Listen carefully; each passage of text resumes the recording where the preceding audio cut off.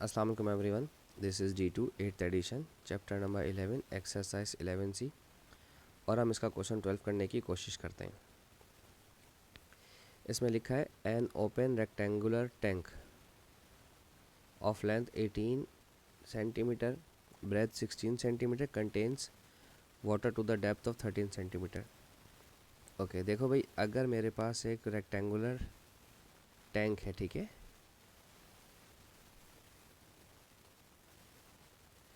इन्होंने कहा है कि इसकी लेंथ है 18 सेंटीमीटर, विड्थ इसकी है 16 सेंटीमीटर और सपोज कर लें कि पानी की जो डेप्थ है वो है 13 सेंटीमीटर, ठीक है। ये अभी हमें हाइट नहीं गिवन। The water is poured into a cylindrical container of the diameter 17 centimetre. सबसे पहले मालूम करना है the volume of the water in the tank. सबसे पहले आप वॉल्यूम निकाल लें। Volume in tank, length multiply by width multiply by depth. Length is 18, width is 17 and depth is 13. 18 16 13 3744 centimetre cube. अभी इसे राउंड ऑफ मत कीजिएगा। ओके, अब हमारे पास है the height of the water in the cylindrical container. तो जो water का जो वॉल्यूम है हमारा यहाँ पर वाटर का, वही पूरा सिलेंडर के अंदर गया है, तो हम उसी का इस्तेमाल करेंगे, उसी वॉल्यूम का इस्तेमाल करेंगे। वॉल्यूम ऑफ सिलेंडर का फार्मूला पाई आर स्क्वायर और एच होता है, ठीक है। जो वॉल्यूम हम पहले यूज़ कर चुके हैं, जो पानी हमारे पास रेक्टेंगुलर बॉक्स में है, वही यहाँ पर आएगा। पाई इज़ 3.14, रेडियस 17 सेंटीमीटर का आधा हो जाएगा 8.5 स्क्वायर और एच, तो 3744 डिवाइडेड बाय 3.14 एंड 8.5 का होल स्क्वायर। ये आपके पास हाइट ऑफ द सिलेंडर आ जाएगा। 3744 3.14 और 7 का आधा था ना, 8.5 का होल स्क्वायर 16.5। तो हाइट कितनी आ गई? 16.5 और ये है सेंटीमीटर। अब the total surface area of the cylindrical container that in contact with the water.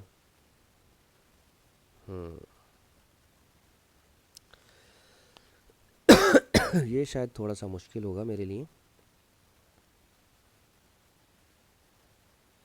हाँ सही है, ठीक है, कोई मसला नहीं है, क्योंकि मुझे जो सिलेंडर की हाइट दी हुई है, जितना पानी लिक्विड है वही ये हाइट भी, क्योंकि देखो बेसिकली ये जो हाइट आई है ये पानी की ही हाइट आई है। उस पानी की हाइट क्यों आई है? क्योंकि मुझे नहीं पता सिलेंडर की हाइट कितनी है। The height of the water in the cylindrical container, तो वाटर की हाइट आई है, तो ये सही है, सही, ठीक है, ठीक है, कोई टेंशन नहीं है। टोटल सरफेस एरिया का फॉर्मूला लगाएं 2 pi are, are plus H या एच प्लस आर, एक ही बात होती है। 2 पाई की वैल्यू 3.14, रेडियस इस, रेडियस यहाँ लिख देता हूँ मैं, 2 8 ज़ा 16, 8.5, ठीक है। 8.5 अगेन 8.5 प्लस हाइट इज 16.5, ठीक है। 8.5 एंड 16.5,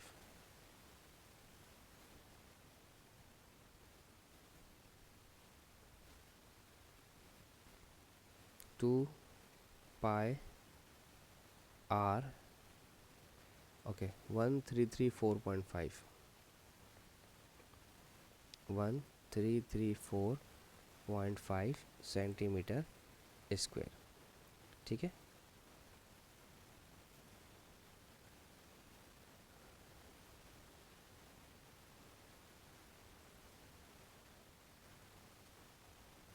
अच्छा जी, और तो कुछ नहीं रह गया इसमें। अच्छा जी, ये आ गया।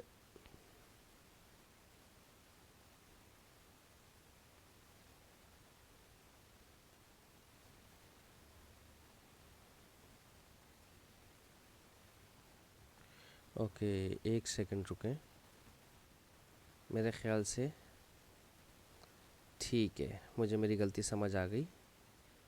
बेसिकली सिलेंडर ऊपर से ओपन है, तो आप पाई आर स्क्वायर, क्योंकि ये ओपन सिलेंडर है, मैं यहाँ लिख देता हूँ, ये ओपन सिलेंडर है और क्योंकि पानी ऊपर तक छत से नहीं टकरा रहा, तो इसका जो टोटल सरफेस एरिया होगा वो 2 पाई आर स्क्वायर की जगह सिर्फ पाई आर स्क्वायर और 2 पाई आर एच होगा। ठीक है, पाई की जगह 3, अब पाई और आर कॉमन ले सकते हैं आप, बल्कि ना लें, अब छोड़ दें अभी। 3.14 रेडियस है 8.5 का स्क्वायर प्लस 2 पाई 3.14 रेडियस 8.5 और हाइट 16.5। ठीक है जी, तो हमने गलती करी, पाई की वैल्यू 3.14, पाई आर स्क्वायर 8.5 का स्क्वायर प्लस 2 पाई आर और एच 16.5 था। यस, कितना आंसर आ रहा है? 1107। ओके जी, तो अब सही आ रहा है 1107 पॉइंट समथिंग, जो भी आ रहा है 34 वॉट एवर, क्योंकि मैं इसको राउंड ऑफ करने वाला हूँ 1110। बेसिकली मेरे पास आंसर मेरी बुक में लिखा हुआ नज़र आ रहा है, तो वहाँ उसमें आंसर क्वेश्चन के आगे 110 लिखा हुआ है। तो फिर मैंने रियलाइज़ किया कि हमने कोई गलती कर रहे हैं, तो एट दैट मोमेंट मैंने इसको ठीक कर दिया, रियलाइज़ किया क्वेश्चन को कि मैंने, उसने क्वेश्चन में पूछा था surface area of the cylinder container that is in contact with the water. तो अगर हमारे पास सिलेंडर है, तो सिलेंडर में जो पानी अगर यहाँ तक होगा हमारा, तो वो एक बॉटम से टकरा रहा होगा और यहाँ तक की हाइट से टकरा रहा होगा। ये ऊपर वाला पाई आर स्क्वायर हम इस्तेमाल नहीं कर रहे। ठीक है, ये मुझसे गलती हो गई। चलें नेक्स्ट क्वेश्चन जाते हैं, 12-13 की तरफ जाते हैं अब हम।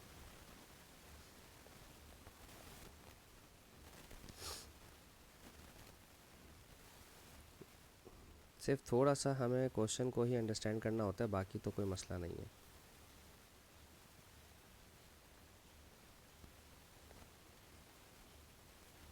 अच्छा, अब क्या कह रहे हैं? A closed steel cylinder contains a diameter of, पहले तो इसको चेंज करते हैं, रेडियस ले लें, 2 9 ज़ा 18 और 2 3 ज़ा 6 मिलीमीटर। ठीक है, एंड इट्स हाइट इज़, इसकी जो हाइट है 1/3 ऑफ रेडियस है, तो 93 हमारे पास रेडियस आया था, 3 3 ज़ा 9, 3 1 ज़ा 3 और ये भी मिलीमीटर में ही है। Find the total surface area of the container giving your answer in the square metre. तो इसको जब आप 10 से डिवाइड करवा देंगे तो ये हो जाएगा 9.3 सेंटीमीटर। इसी तरह से ये भी 3.1 सेंटीमीटर हो जाएगा। और क्लोज्ड स्टील सिलेंडर बोला है, तो अब पिछली वाली गलती नहीं करेंगे जो पिछले क्वेश्चन में की थी। टोटल सरफेस एरिया लिखेंगे अगर हम, तो ये ऊपर नीचे दोनों तरफ से क्लोज है, तो अब आप 2 pi R H plus are वाला फॉर्मूला बेझिझक लगा सकते हो। 2 पाई की वैल्यू 3.14, रेडियस है 9.3 which is in centimetre, height है 3.1 और 9.3। ठीक है, 3.1 और 9.3 को लेना है,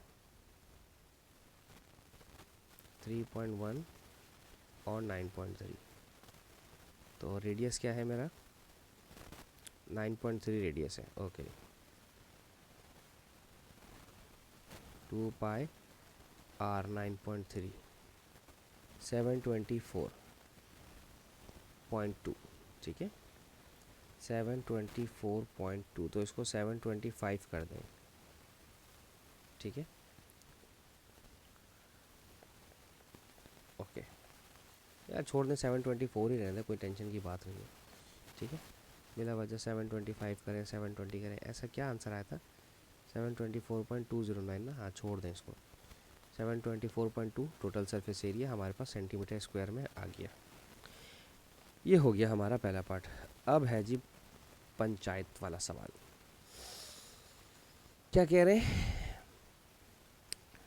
the lid of the container is now removed, the exterior of the container including the base is painted indigo.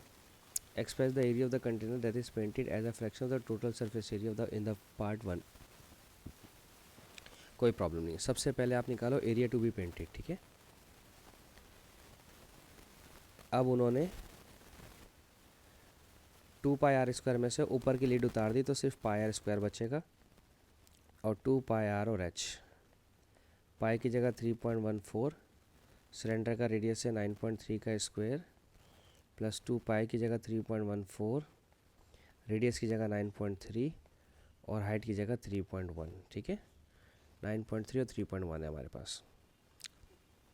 Pi R square, pi 3.14, 9.3 radius है square, plus two pi R H, two pi R और H कितना था इसका 3.1, 3.1, यह आ गया 452.63, 452.63। सही है। अब इन्होंने कहा है इसको इसके फ्रैक्शन में लिखें। ठीक है, तो express the area of container that is painted as the fraction of the total surface area. Okay, तो हमें टू बी पेंटेड वाला ऊपर रखना है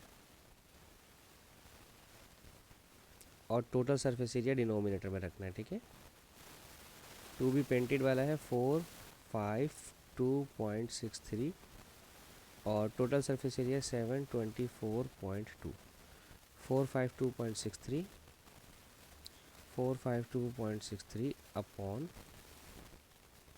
724.2, 724.2।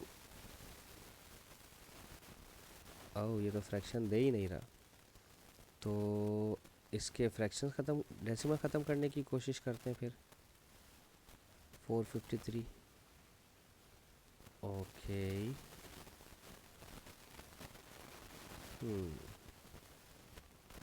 तो फ्रैक्शन तो दे ही नहीं रहा, तो फिर इसका मतलब पाई सॉल्व ना करें इसमें, फिर तो ये सारा ही सवाल गड़बड़ हो जाएगा।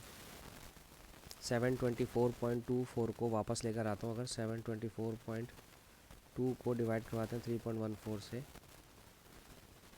तो 230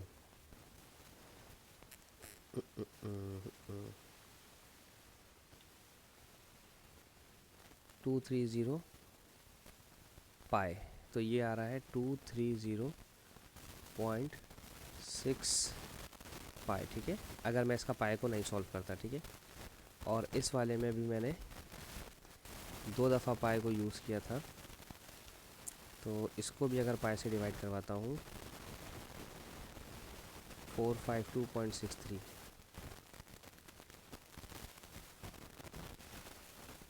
144.15, 144.15 और ये भी पाए है। तो अब देखते हैं शायद पूरा फ्रैक्शन मुझे मिल जाए, क्योंकि पूरा फ्रैक्शन नहीं मिल रहा। 144.15 और इधर भी पाए है और 230.6 और इधर भी पाए है। इनको काट दें। 144.15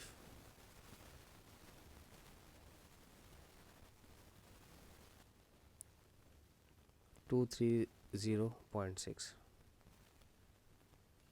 नहीं 0.625 आ रहा है। 0.625।